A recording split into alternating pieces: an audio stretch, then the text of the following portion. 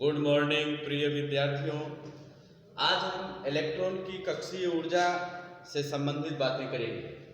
जैसे हमें पता है परमाणु में इलेक्ट्रॉन नाभिक के चारों ओर स्थिर वर्ताकार कक्षा में सदैव परिक्रमण करता रहता है और परिक्रमण करते समय इलेक्ट्रॉन ऊर्जा का अवशोषण अथवा उत्सर्जन नहीं करता है और इस प्रकार से परिक्रमण करते हुए इलेक्ट्रॉन की गतिज ऊर्जा और स्थितिज ऊर्जा के योगफल को हम इलेक्ट्रॉन की कक्षीय ऊर्जा कहते हैं।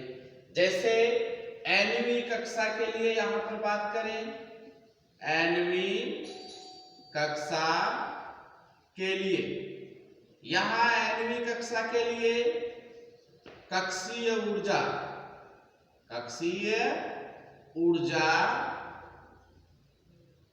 En बराबर Ek प्लस Ep।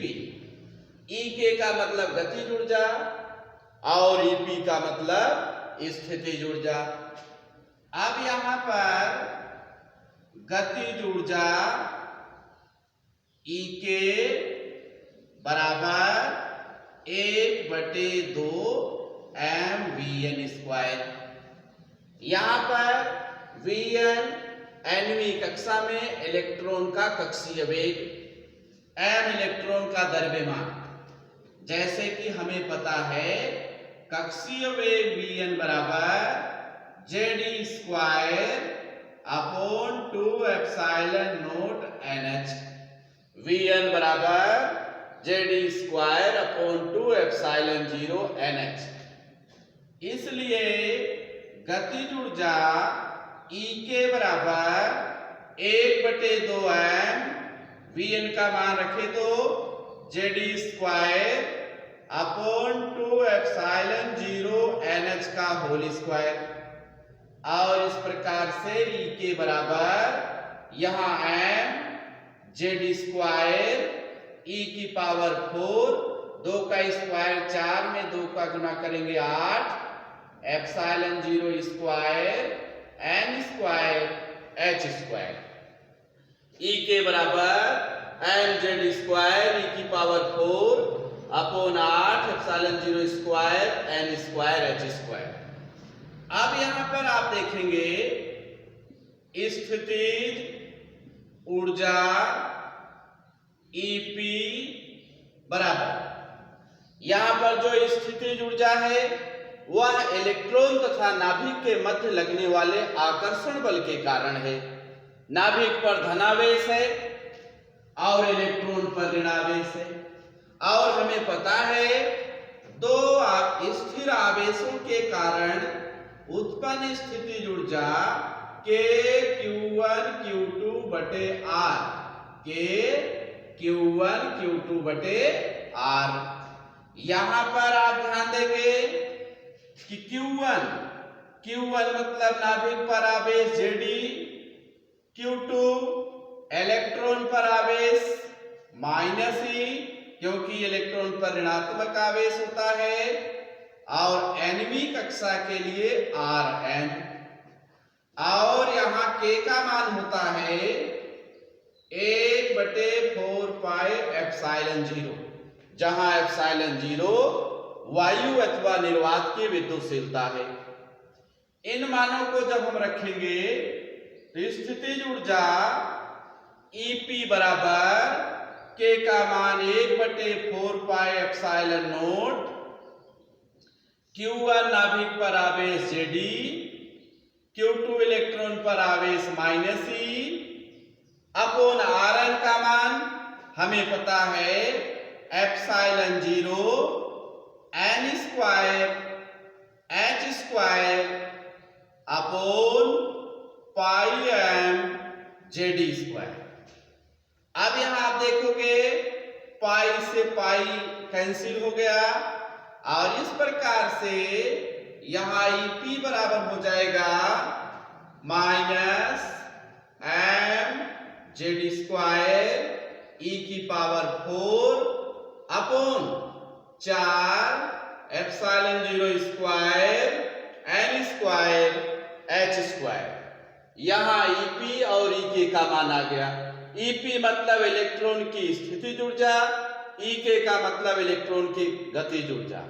और स्थितिज ऊर्जा में जो ऋणात्मक चिन्ह प्राप्त हुआ, इससे यह तात्पर्य है कि इलेक्ट्रॉन तथा नाभिक के मध्य आकर्षण बल कार्य करता है।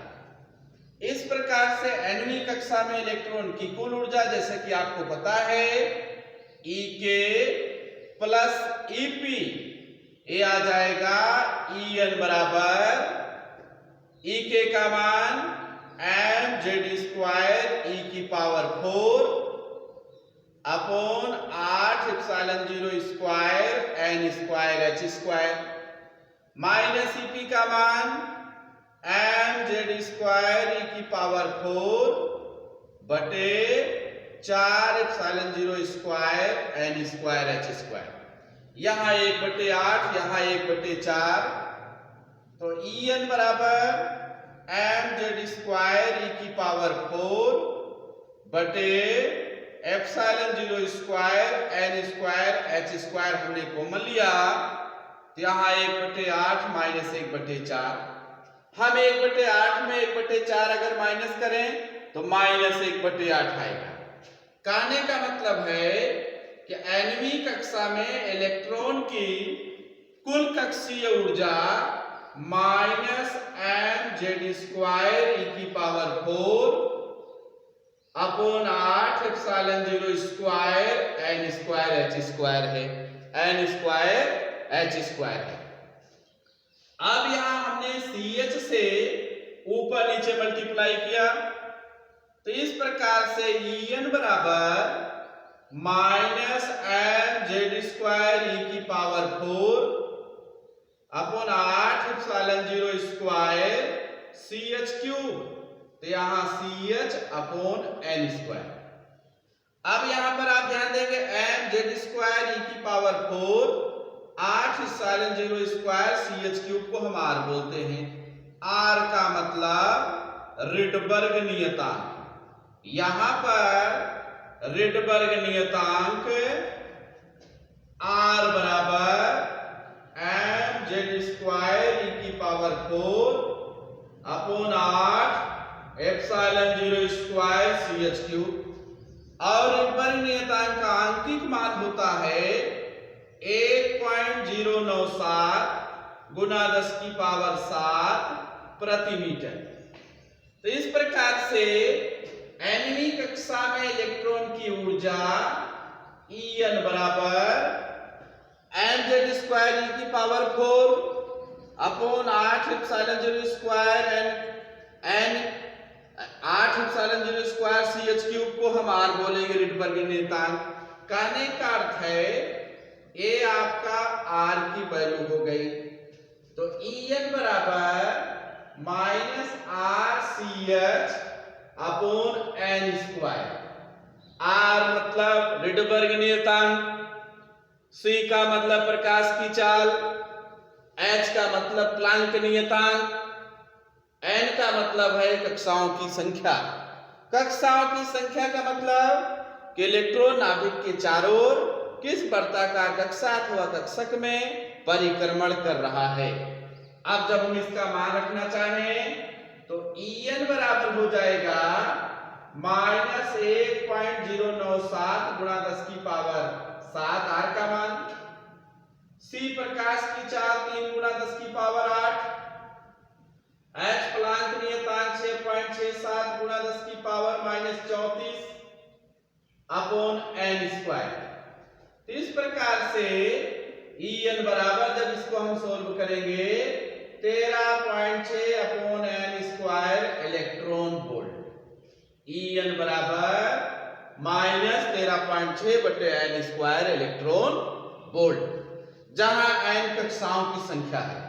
अब जैसे n का मान हम 1 रखें तो n का मान 1 मतलब किसी परमाणु की अंतरतम कक्षा या पहली कक्षा में इलेक्ट्रॉन नाभिक के चारों ओर परिक्रमण कर रहा है, और इसके लिए E1 बराबर n का मान 1 हुआ 13.6 इलेक्ट्रॉन वोल्ट।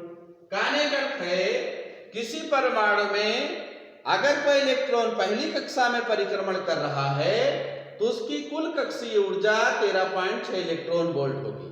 और जैसा मैंने अभी उल्लेख किया, ऋणात्मक चिन्ह का मतलब यह है इलेक्ट्रॉन तथा नाभिक के मध्य आकर्षण बल उत्पन्न होता है या प्राप्त होता है, और यदि इस ऊर्जा के बराबर ऊर्जा प्रदान किया जाए तो वह इलेक्ट्रॉन परमाणु से मुक्त हो जाएगा। n बराबर 2 रखें तो E2 बराबर 2 का स्क्वायर 4। अब यहाँ -13.6 में 4 का भाग दो तो -3.4 इलेक्ट्रॉन वोल्ट। n बराबर 3 रखें तो E3 3 का स्क्वायर 9 से भाग दिया 1.5 इलेक्ट्रॉन वोल्ट। इस प्रकार से हमने आपको इलेक्ट्रॉन की कक्षीय ऊर्जा की व्याख्या किया। धन्यवाद।